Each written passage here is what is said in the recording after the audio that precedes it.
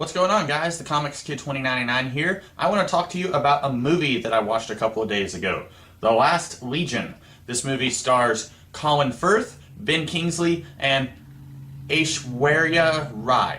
And anyway, if I call Colin Firth Colin Farrell, I mean Colin Firth. I always get those two Collins confused because they're both named Colin. So if I ever call him Colin Farrell, I mean Colin Firth. So just so we're clear, I mean this guy, the guy from Pride and Prejudice, not Bullseye from the Daredevil movie.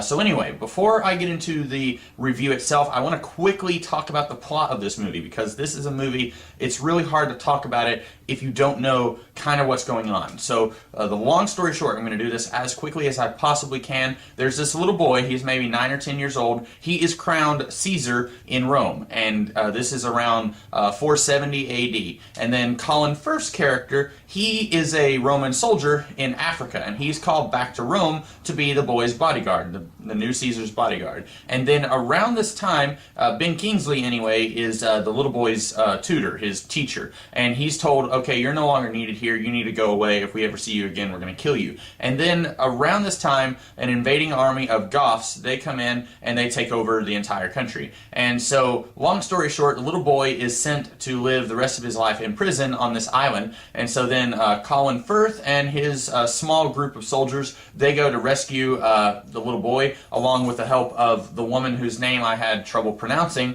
and she is from Constantinople. I think that's where she's from. Anyway, they all go to rescue the boy. They wind up rescuing Ben Kingsley, who managed to rendezvous with the boy and was going to live his life in prison with the boy as well.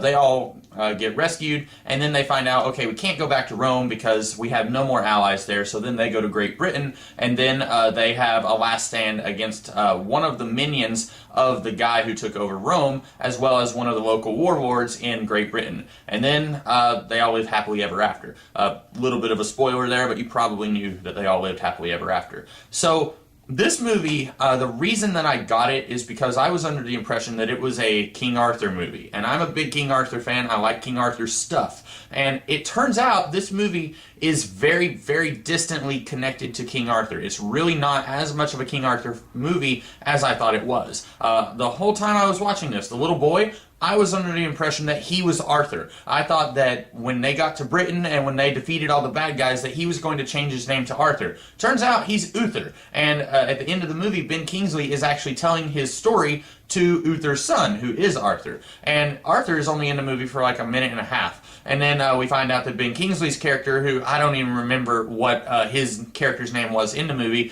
he changes his name to Merlin at the end of the movie. All of these characters, well, a couple of these characters are King Arthur characters, but a lot of them really aren't. For example, Colin Firth's character really doesn't have an equivalent in the King Arthur mythos, unless there are some people who say that Merlin actually had two historical figures that he was based on. One was a warlord in Great Britain, Aurelianus Ambrosius, and then another one was a prophetic madman named Myrddin. And I guess you could say that Ben Kingsley is kind of sort of playing the prophetic madman. He's not really a madman, but he's kind of playing the prophet character, while Colin Firth is kind of playing the warlord character, sort of. And so I guess you could say that both of these guys are playing different aspects of the person that Merlin was actually based on, or the two different people that Merlin was based on. I guess you could say that. But I'm going to go ahead and come right out and say, if you are wanting to watch this movie because you want to watch a King Arthur movie, this movie is probably going to disappoint you because there is so very little King Arthur in it. I would even go so far as to say they could have taken off the last minute and a half of this movie and just had this be a normal Roman soldiers protecting the Caesar kind of movie, which I know there's not that many movies in that genre, but let this be that kind of movie. Just remove all of the King Arthur stuff, and this would have been a fun action movie. It probably wouldn't have been very well remembered, not that it's a bad movie, just that I don't think a lot of people really remember this movie today, but I think it would have been a fun action movie if you just took out all of the King Arthur stuff. As is, the King Arthur stuff feels very shoehorned in. It doesn't really feel like it fits with the rest of the movie. And it's also just doesn't really make a lot of sense. I don't understand from a story perspective why the little boy, Romulus, why he decides to change his name to Uther at the end, or why Ben Kingsley's character decides to change his name to Merlin. I don't really understand why they decided to change their names. It's not like they were on the run from Roman soldiers who were going to be hunting them down for the rest of their lives.